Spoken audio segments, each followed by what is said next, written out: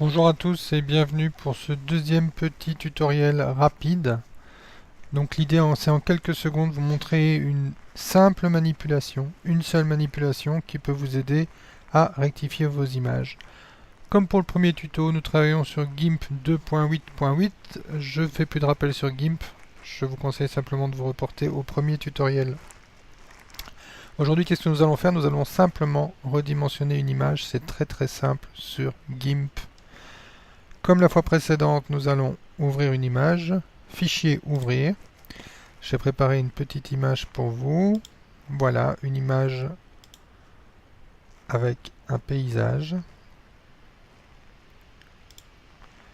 Et nous ne traitons pas la couleur sur cette image, elle en aurait besoin. Nous ne traitons pas les valeurs sur cette image, simplement nous allons la redimensionner. Alors c'est très simple, moi ce qui m'intéresserait c'est d'évoquer le caractère vertical de cette image et par exemple de ne pas sélectionner le sable. Alors pour ça je prends l'outil de sélection rectangulaire, j'ajuste ma fenêtre, clic gauche, j'ai créé mon premier cadre, je l'ajuste plus ou moins comme je veux.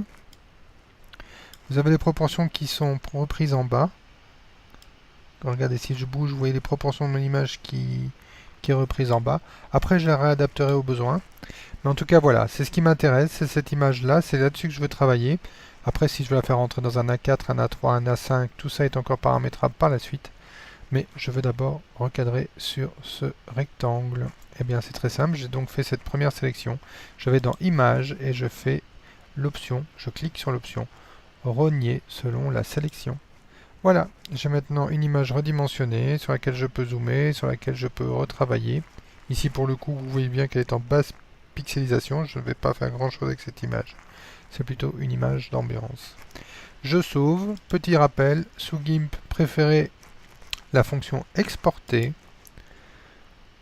Nous allons créer un indice, je vais mettre un petit b derrière mon nom de fichier, ce qui me permet de garder l'original et le nouveau. Je fais exporter. Je choisis la valeur de la qualité de mon exportation en JPEG, exporter.